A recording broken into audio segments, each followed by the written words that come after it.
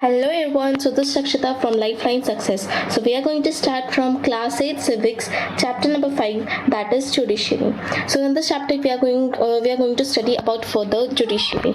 So judiciary means a court. Okay, so we are going to study about different types of courts and what are their functions, how do they work. So let's start. First is a glance at the newspaper provides you a glimpse of the range of work done by the courts in this country. Means glance at newspaper. जब आप newspaper पढ़ते हो तो वहाँ पे आपको क्या पता चलता है? Glimpse of range of work done by the courts. Means हमारी कंट्री में जो कोर्ट है वो कैसे काम करते हैं. Then, but can you think of why we need these courts? क्या आप सोच सकते हैं हमें कोर्ट चाहिए क्यों? As you have read in Unit 2, in India we have the rule of law. आपने जैसे Unit 2 में पढ़ा था, जैसे इंडिया में क्या है, रूल ऑफ लॉ है. Then what this means is that law apply equally to all persons and there are certain set of fixed procedures need to be followed when a law is violated. Means हम लोगों ने Unit 2 में पढ़ा था rule of law के बारे में. अभी रूल ऑफ लॉ का मतलब क्या होता है कि सबको इक्वली सब लोगों को इक्वली देखा जाए in the glimpse of the law. But इसका क्या एक फिक्स प्रोसीजर होता है. अगर किसी ने लॉ को वायलेट किया या लॉ को तोड़ा है तो उसको पनिशमेंट दी जाती है एक फिक्स प्रोसीजर से. Then to enforce this rule of law we have a judicial system that consist of the mechanism of court that a citizen can approach when a law is violated. तो इसलिए rule of law में क्या है, अगर किसी ने भी law को तोड़ा तो उसे पनिशमेंट कौन देता है? Judicial system. मींस कोर्ट में केस करते हैं, फिर वो केस की सुनवाई होती है, फिर उस केस को सॉल्व किया जाता है. ठीक है, तो मींस पनिशमेंट कौन देता है? Court. As an organ of government the judiciary plays a crucial role in the functioning of India's democracy. तो जैसे जुडिशरी क्या है? गवर्नमेंट का ही पार्ट है, तो इससे बहुत ज्यादा क्रूशियल रोल मतलब बहुत ज्यादा इंपॉर्टेंट रोल प्ले करता है डेमोक्रेसी में. It can play this role only because it is independent. वो ये रोल क्यों प्ले कर सकता है? क्योंकि वो इंडिपेंडेंट है, वो किसी पे डिपेंड नहीं है, वो किसी के दबाव में नहीं है. Then what does an independent judiciary means? अब इंडिपेंडेंट जुडिशरी मींस क्या होता है कि जो किसी पे डिपेंड नहीं है, किसी के प्रेशर में नहीं है. ठीक है, देन इसके बारे में हम फर्दर और पढ़ने वाले हैं. Is there any connection between the court in your area and the supreme court in new Delhi? क्या कोई भी कनेक्शन है जो आपके एरिया में जो कोई कोर्ट है, जैसे डिस्ट्रिक्ट कोर्ट भी कह सकते हैं, और जो न्यू दिल्ली में जो कोर्ट है, हाई कोर्ट मतलब सुप्रीम कोर्ट है. क्या है? सुप्रीम कोर्ट और डिस्ट्रिक्ट कोर्ट में क्या कोई कनेक्शंस हैं? Let's see. In this chapter you will find answer to this question. तो इस चैप्टर में आप इनके आंसर्स फाइंड आउट करने वाले हैं. So this is the Supreme Court which is in Delhi. So let's move on. First is what is the role of judiciary? अब court का रोल क्या रोल प्ले करते हैं हमारी लाइफ में? Let's see. Court take decision on a very large number of issues. अब court क्या बहुत सारे डिसीजन लेती है. अगर बहुत ज्यादा इश्यूज हो रहे हैं, बहुत ज्यादा प्रॉब्लम्स क्रिएट हो रही है तो उसका डिसीजन निकालती है court. They can decide that no teacher can be beat a student or about the sharing of river water between states or they can punish people for particular crimes. Means court क्या करती है, उन्होंने decide किया कि school में teacher जो है बच्चे को बीट नहीं कर सकती, बच्चे को नहीं मार सकती. और जैसे अभी एक रिवर है, ठीक है, एक रिवर फ्लो हो रही है, तो वो मतलब उसको कौन मीन्स वो जो रिवर का जो वाटर है वो किस किस के साथ शेयर कर सकती है? स्टेट्स के साथ. ठीक है, और they can punish people for a particular crime. अगर किसी ने क्राइम किया तो कोर्ट उसको पनिश भी कर सकती है. Broadly speaking the work that the judiciary does can be divided into the followings. तो भी जुडिशियरी जो काम करती है वो हम 3 पार्ट्स में डिवाइड कर सकते हैं. Okay, so these are the 3 parts. So first is dispute resolution. So let's see what is this. The judicial system provides a mechanism for resolving dispute between citizens and government, between two state government and between the center and state government. That जो judicial system है वो क्या वो करता है, मतलब resolving dispute means झगड़ा solve करने में वो करता है. झगड़ा सॉल्व किसके बीच में करेंगे? Between citizen. अगर सिटीजन के बीच में हो जाए तो उनके बीच में मीन्स ये जो रेजोल्यूशन मीन्स डिस्प्यूट जो है इसको रिजॉल्व करते हैं. Between citizen and the government, या फिर सिटीजन और गवर्नमेंट के बीच में हो जाए डिस्प्यूट तो उनको सॉल्व करते हैं. एंड बिटवीन 2 स्टेट गवर्नमेंट्स, या फिर जैसे महाराष्ट्र या गुजरात, इनके बीच में हो जाए गवर्नमेंट्स ऐसा नहीं होगा। वैसे मान लो कहने के लिए दो कोई भी स्टेट गवर्नमेंट के बीच में हो जाए तो वो भी कोर्ट सॉल्व करता है। Then between centre and the state government, centre या स्टेट गवर्नमेंट के बीच में हो जाए तो वो भी कोर्ट क्या है, सॉल्व करता है, जुडिशरी सॉल्व करती है। तो फर्स्ट हो गया dispute resolution and next is judicial review. Judicial review means as the final interpreter of the constitution, the judiciary also has the power to strike down particular laws passed by the parliament if it believes that they are a violation of the basic structure of the constitution. This is called judicial review. अभी judicial review मतलब क्या होता है, जैसे basically judiciary के पास क्या है, power है. अगर जैसे गवर्नमेंट कोई भी लॉ बनाती है, ठीक है, तो फिर वो लॉ सबके बाद पास होने के बाद फिर वो जुडिशरी के पास आता है कि जैसे अभी अगर जुडिशरी को लगता है कि इसमें कोई भी लॉ का वायलेशन हुआ है, कोई भी लॉ तोड़ा गया है, ठीक है, कॉन्स्टिट्यूशन के हिसाब से कोई लॉ सही नहीं है, तो जुडिशरी क्या कर सकती है, स्ट्राइक डाउन कर सकती है, मींस उस लॉ को नहीं बना सकती. Then this is called judicial review. उसको क्या कहते हैं हम, जुडिशियल रिव्यू. तो ये भी काम कर सकती है जुडिशरी या फिर कोर्ट बोल सकते हैं हम. फिर ये सेकेंड वर्क हो गया.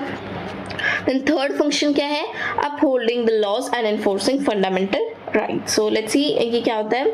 Then every citizen of India can approach the Supreme Court or High Court if they believe that their fundamental rights have been violated. अभी इंडिया का कोई भी सिटीजन जा सकता है सुप्रीम कोर्ट में या फिर हाई कोर्ट में केस कर सकता है, क्योंकि वो उनका जन्म सिद्ध अधिकार है, फंडामेंटल राइट्स है, उनके राइट्स है. अगर उनके साथ कोई भी लॉ को तोड़ा गया है तो वो फिर सुप्रीम कोर्ट या हाई कोर्ट में जा सकते हैं. For example in class 7 book, जैसे क्लास 7 में आपने एक एग्जाम्पल पढ़ा होगा जिसमें यू रेड अबाउट हकीम शेख. आपने हकीम शेख के बारे में पढ़ा होगा. An agriculture labourer who fell from a running train. ये क्या थे, हकीम शेख क्या एक एग्रीकल्चरल लेबरर थे, मींस ये एक किसान थे, ठीक, किसान हम बोल सकते हैं, जो चलती हुई ट्रेन से गिर गए थे. एंड इंजर्ड हिमसेल्फ, फिर उनको खुद लग भी गई थी. Whose condition got worse because several hospital refuse to admit him. उनकी कंडीशन और खराब होती गई, मींस उनकी कंडीशन, जब वो ट्रेन से अगर कोई भी गिर जाएगा तो उसकी कंडीशन बहुत ज़्यादा खराब होगी और इसलिए बहुत सारे हॉस्पिटल ने मना कर दिया उनको एडमिट करने से. On hearing his case, the Supreme Court ruled that Article 21, which provides every citizen fundamental right to life, also includes a right to health. फिर सुप्रीम कोर्ट ने केस सुना तो उन्होंने आर्टिकल 21 मीन्स उन्होंने बनाया कि जैसे आर्टिकल 21 में क्या होता है, राइट टू लाइफ आती है, तो राइट टू लाइफ के अंदर राइट टू हेल्थ भी आती है, ठीक है, लाइफ के अंदर हेल्थ भी आती है. The next is if therefore directed the West Bengal government to pay him compensation for the loss suffered, as well as to come up with a blueprint for primary health care with particular reference to treatment of patient during an emergency. Paschim Bengal Khet Mazdoor Samiti versus State of West Bengal 1996. तो इसमें बताया अगर जैसे waste Bengal में अगर यही case होता था तो कंपेंसेशन दी जाती थी, मतलब जो भी उनके हॉस्पिटल के जो भी एक्सपेंसेस है, ठीक है, अगर वो चलती ट्रेन से गिर गए, जो उनके मेडिकल सिचुएशन है तो उसको पूरी गवर्नमेंट पे करती थी, ठीक है. Loss suffered as well as come up with blueprint for the primary health, तो पूरी की पूरी गवर्नमेंट पे करती थी. और इसके बेसिस पे उन्होंने एक समिति भी बनाई. क्या नाम था उस समिति का, पश्चिम बंगाल खेत मजदूर समिति and State of West Bengal, which is formed in 1996. Then here it is that Supreme Court of India, we know that this is Supreme Court of India, and let's see what it is written, that Supreme Court was established on 26 January 1950. Supreme Court कब establish किया गया था, 26 January 1950. So you have to remember this date. The day India became a republic, तो उस दिन क्या है, India क्या रिपब्लिक, आज़ाद, फ्रीडम मिल चुका था इंडिया को. Like its predecessor, the Federal Court of India, 1937 to 1949, it was earlier located in the Chamber of Prince in the Parliament House. तो supreme court India means Delhi में बनने से पहले कहाँ था ये, मींस फेडरल कोर्ट था, ठीक है. 1937 से 1949 तक ये पहले चैम्बर ऑफ प्रिंस, पहले पार्लियामेंट हाउस में था. Then it moved to its present building on Mathura road in new Delhi. अब फिर ये न्यू दिल्ली में आ गए मथुरा रोड पे, डेट 1958 में, ठीक है. Then if we move to next, next. Then this is with the help of our teacher, fill in the blank space in the table below. So like type of dispute आप दे सकते हो, क्या example दोगे citizen के बीच में, then between two citizen, between two state, center and state, violation in the constitution. तो आप कुछ भी example means अपने मन से आप बना के दे सकते हो. Then next is what is an independent judiciary, means independent judiciary क्या होती है. So let's see. So independent judiciary से हमें नाम से पता चल रहा है इंडिपेंडेंट मतलब किसी पे डिपेंड नहीं है, किसी के प्रेशर में नहीं है. So let's read further about it. So that is imagine a situation in which a powerful politician has encroached on land belonging to your family. तो आपको एक सिचुएशन इमेजिन करनी है जिसमें कि एक बहुत ज़्यादा पावरफुल पॉलिटिशियन है और उन्होंने क्या किया है, एक land means encroach a land belonging to a family. एक बहुत ज़्यादा पावरफुल पॉलिटिशियन है आपकी लैंड पे, मीन्स ऐसी वो लैंड आपकी फैमिली को बिलोंग करती है और उस पर कब्जा कर लिया. ठीक है, इनकरेज मीन्स कब्जा करना. With in this judicial system the politician has a power to appoint and dismiss a जज फ्रॉम हिज ऑफिस. अगर मीन्स जुडिशियल सिस्टम अगर जैसे होता तो उसकी अगर पावर कोई भी पॉलिटिशियन के पास होती तो क्या करता है, जैसे power to appoint and dismiss a जज. अगर उसको जज मीन्स अगर जज उसके फेवर में नहीं है तो उसको हटा देते वहां से, मीन्स उस पद से हटा देते जज को. When you take this case to court the जज is clearly partial to the politician. जब आप ये केस कोर्ट में लेके जाओगे तो जज ऐसे नहीं है, वो किसी के साथ पार्शियलिटी नहीं करते. The next is to control that the politician holds over the judge does not allow for the judge to take an independent decision. तो politician क्या है, किसी को कोई भी जज को कंट्रोल नहीं कर सकता कि तुम ऐसे डिसीजन लो, इसलिए क्या है जज जो है इंडिपेंडेंट डिसीजन लेते हैं. This lack of independence would force the judge to make all judgments in favor of politician. अगर जज पॉलिटिशियन की फेवर में होता तो पॉलिटिशियन ही जीत जाता. ठीक है, अगर उन्होंने कोई क्राइम किया होता तो, बट ऐसा नहीं है.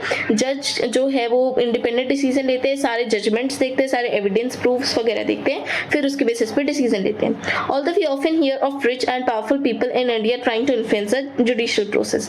ये हमने सुना भी है और देखा भी होगा कि जो अमीर लोग रहते हैं वो क्या करते हैं, जज को अपने फेवर में लेने की कोशिश करते हैं. The Indian constitution protects against a kind of situation by providing independent for the judiciary. तो इसलिए इंडियन कॉन्स्टिट्यूशन क्या है, प्रोटेक्ट करता है ऐसी सिचुएशन से कि अगर ताकि जो जुडिशरी है वो इंडिपेंडेंट ही रहे. Then one aspect of this independence is separation of power. ये हम लोगों ने चैप्टर 1 में पढ़ा था, आज you read in chapter 1 separation of power के बारे में. इट इज अ की फीचर्स ऑफ द कॉन्स्टिट्यूशन. अब ये सेपरेशन ऑफ पावर, जब हम लोग पावर को सेपरेट करें, डिवाइड करें, तो इसका क्या है, मींस की फीचर है, कॉन्स्टिट्यूशन के लिए की फीचर है. And what this means, here is that branches of the government. अभी कुछ ब्रांचेस है, legislature, second is executive and can not interfere in the work of the judiciary. First legislature, executive and judiciary. ठीक है, तो यहाँ पे legislature means जो body law बनाती है, एग्जीक्यूटिव मीन्स जो बॉडी जो है लॉज को एग्जीक्यूट करती है, और थर्ड जुडिशरी जो देखती है कि लॉज अच्छे से फॉलो हो रहे हैं या नहीं. तो लेजिस्लेचर और एग्जीक्यूटिव क्या है, जुडिशरी के मामले में इंटरफेयर नहीं कर सकते. The courts are not under the government and do not act on their behalf. Court क्या है, गवर्नमेंट के अंडर में नहीं होते, ठीक है, और खुद से ही वो काम करते हैं. Then for the above separation to work well, it is also crucial that all judges in the High Court as well as Supreme Court are appointed with very little interference from these other branches of government. तो ऐसे ही Supreme Court, High Court, District Court में ऐसे means ऐसे judges appoint किए गए हैं जो किसी के फेवर में ना हो and कोई दूसरी बॉडी में इंटरफेयर ना करें. Once appointed to this office, it is also very difficult to remove a judge. एक बार हम लोगों ने जज अपॉइंट कर दिया, ठीक है, एक बार हम लोगों ने जज अपॉइंट कर दिया तो फिर बहुत ज़्यादा डिफिकल्ट है वहाँ से जज को रिमूव करना.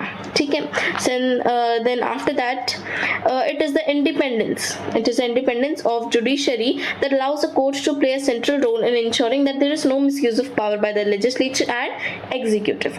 मीन्स ये जुडिशरी देखती है कि जुडिशरी में बहुत ज़्यादा इंपॉर्टेंट रोल प्ले करती है कि कोई भी पावर का मिसयूज ना करे, कोई भी पावर का गलत तरीके से इस्तेमाल ना करे जो लेजिस्लेचर और एग्जीक्यूटिव ने बनाया है. It also plays a crucial role in protecting the fundamental rights of citizens because anyone can approach the court if they believe that their rights have been violated. It means that ये बहुत ज़्यादा एक crucial role और चीज़ों में भी निभाती है, जैसे मीन्स कोई भी सिटीजन की फंडामेंटल राइट्स को प्रोटेक्ट करना, या अगर किसी के भी लॉज किसी का लॉ तोड़ा है तो फिर वो जाके कोर्ट में जाके मीन्स केस कर सकते हैं. Then next is this is all about independent judiciary. I hope that you understood that what is independent judiciary. The next is what is structure of court in India. अभी structure क्या है India में, court का क्या क्या structure, किस किस level पे क्या क्या कोर्ट है. So let's see that there are 3 different levels of court in a country. तो 3 different level के कोर्ट है कंट्री में. कितने लेवल के? 3 different. And there are several court at the lower level while there is only one at the apex level. Apex means एकदम high. तो lower level पे सिर्फ एक कोर्ट है, बट एकदम एक मिनट सॉरी, जो लोअर लेवल पे है वो बहुत सारे कोर्ट है, बहुत ज्यादा कोर्ट है, बट एक एपेक्स लेवल पे एकदम हाई लेवल पे तो पूरे इंडिया में सिर्फ एक ही कोर्ट है. Then the court that most people interact with are what are called subordinate और डिस्ट्रिक्ट कोर्ट. तो ऐसे कोर्ट जिनमें सब लोग इंटरेक्ट कर सकते हैं, नॉर्मल पीपल वगैरह सब लोग, ठीक है, मतलब ज़्यादातर लोग वहाँ पे इंटरेक्ट करते हैं, वो है सबऑर्डिनेट और डिस्ट्रिक्ट कोर्ट. ठीक है, जो तहसील लेवल पे होता है, डिस्ट्रिक्ट लेवल पे होते हैं. These are usually other district और तहसील लेवल और इन टाउन्स में होते हैं, तहसील पे होते हैं या फिर डिस्ट्रिक्ट में होते हैं. And there many kinds of cases, उनके पास बहुत सारे अलग अलग तरह के केसेस आते हैं. And each state is divided into district that are presided over by district जज. अभी हर स्टेट में क्या है, बहुत सारे मीन्स हर स्टेट में जो डिस्ट्रिक्ट है उन डिस्ट्रिक्ट के डिस्ट्रिक्ट कोर्ट है. Then each state has a high court which is the highest court of that state. So हर स्टेट का क्या है, एक हाई कोर्ट होता है. ठीक है, हर स्टेट में एक नई कोर्ट होता है जिसे हम क्या बोलते हैं, highest court of the state. वो क्या होता है, high court. Then at the top is a supreme court that is located in new Delhi and is presided by the chief justice of India.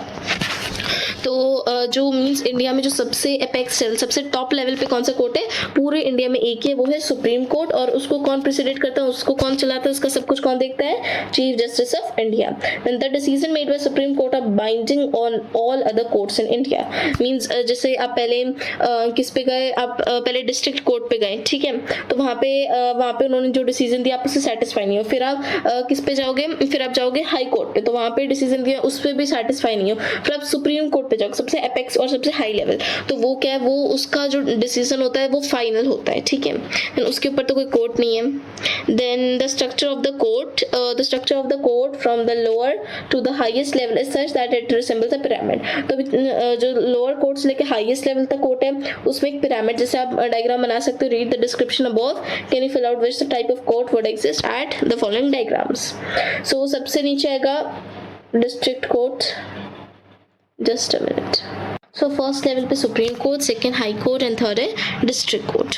Okay, so this you can just fill it. And then if we move to next, that is High Court of Madras. तो ये किस चीज़ का High Court है, ये means state का High Court है मद्रास का. So let's see further about this. Are these different levels of court connected to each other? क्या ये जो court मैंने आपको बताया ये एक दूसरे से connected हैं? मीन्स दैट ये जो अलग अलग जो लेवल्स है कोर्ट के, क्या ये एक दूसरे से कनेक्टेड है? Yes they are. हाँ, ये कनेक्टेड है. अभी कैसे है? So let's see. In India we have an integrated judicial system meaning that the decision made by higher courts are binding on the lower courts. Means integrated judicial system. अभी ये judicial system कैसे एक दूसरे से connected है, मतलब जो decision means जो सबसे ज़्यादा हायर कोर्ट जो मतलब जो सुप्रीम कोर्ट है, एपेक्स लेवल पे जो कोर्ट है, वो जो डिसीजन बनाता है वो final court means final decision होता है, और वो जो लोअर कोर्ट है जैसे हाई कोर्ट और डिस्ट्रिक्ट कोर्ट तो इन पे भी लागू होता है. Then another way to understand this integration is through the appellate system that exist in India. अभी दूसरा वे क्या है इनके कनेक्शन को समझने के लिए, वो है अपीलेट सिस्टम. मींस अपील करना. This means that a person can appeal to a higher court if they believe that the judgment passed by the lower court is not just. अभी दूसरा दूसरा इसका वे क्या है, अपीलेट सिस्टम. अभी appellate system में क्या होता है, अगर एक पर्सन को जैसे अभी उसके जो लॉज है वो वायलेट हुए हैं, अब उसको केस करना है तो पहले वो डिस्ट्रिक्ट कोर्ट में जाएगा. अगर डिस्ट्रिक्ट कोर्ट में जाएगा उसमें भी उसका मतलब उसको जो मीन्स जो फाइनल डिसीजन हुआ है अगर वो उससे फेयर नहीं, उससे जस्ट इंटरेस्ट नहीं है तो वो फिर कहाँ जाएगा, फिर हाई कोर्ट में जाएगा, हाई कोर्ट में केस होगा, फिर उसका डिसीजन अगर उससे भी वो फेयर नहीं है तो वो फिर जाएगा मींस हाई लेवल का कोर्ट, वो है सुप्रीम कोर्ट। सुप्रीम कोर्ट का जो डिसीजन होता है वो फाइनल होता है, ठीक है। Then this is the appellate system.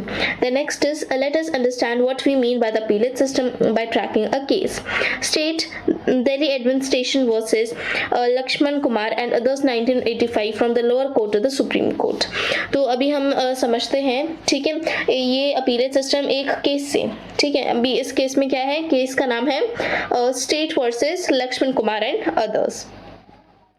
सो इसमें वो लोअर कोर्ट से लेके सुप्रीम हाई कोर्ट तक कैसे गए, सो this is a story. So let's understand this. In February 1980, Lakshman Kumar married 20-year-old Sudha Goyal and they lived in a flat in Delhi with Lakshman's brother and their families. तो ये 1980 फरवरी में जो लक्ष्मण कुमार है means जब वो 20 साल का था तब उसकी शादी हो गई थी सुधा गोयल से, और वो दोनों एक फ्लैट में रहते थे, दिल्ली के फ्लैट में। किसके साथ, लक्ष्मण's brother and their families, तो लक्ष्मण के भाई के साथ और उसकी family. Then on 2 December 1980 Sudha died in hospital due to burns. फिर 2 दिसंबर 1980 में जो सुधा गोयल है वो हॉस्पिटल में मर गई जलने के कारण। Then her family filed a case in court. फिर जो सुधा गोयल की जो फैमिली थी, ठीक है, तो उसने क्या है, उन्होंने केस फाइल किया, ठीक है, कोर्ट में केस किया। When this case was heard in the trial court, 4 of our neighbors were called in as witness. फिर मीन्स जब ये केस सुना गया कोर्ट मीन्स ये ट्रायल कोर्ट मतलब डिस्ट्रिक्ट कोर्ट में पहले केस किया था, फिर उन्होंने पूरा सुना तो फिर उन्होंने उनके 4 नेबर बुलाए विटनेस के तौर पे, गवाह के तौर पे। They stated that on the night of 1 December they had heard Sudha scream and had forced their way into Lakshman's flat. तो उन्होंने मीन्स जो उसके नेबर थे गवाह के तौर पे उन्हें बुलाया 1 दिसंबर को, और उन्होंने बताया कि 1 दिसंबर को क्या हुआ था, उन्होंने सुधा गोयल की स्क्रीम मीन्स उसकी चीखें सुनी थी और उसको फोर्स किया गया था, ठीक है, लक्ष्मण के फ्लैट में। There they saw Sudha standing with sari in flames.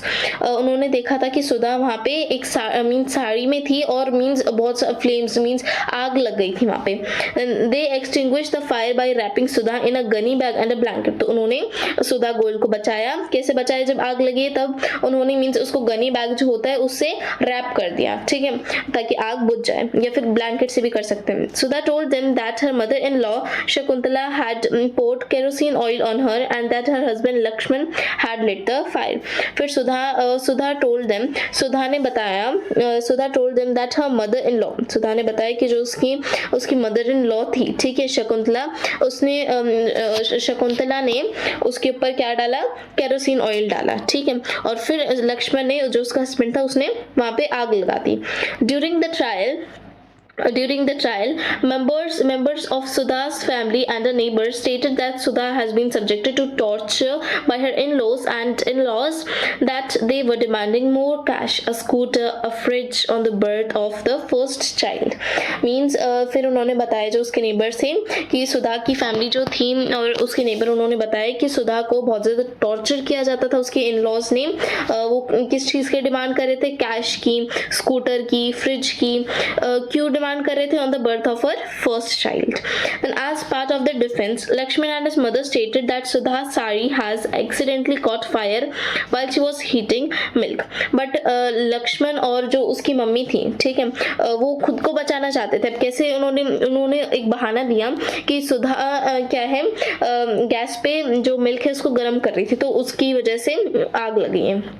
Then after that, on the basis of this and other evidence, so in सबूत को देखते हुए trial court convicted Lakshman and his mother Shakuntala and his brother-in-law Subhash Chandra and sentenced all 3 of them to death.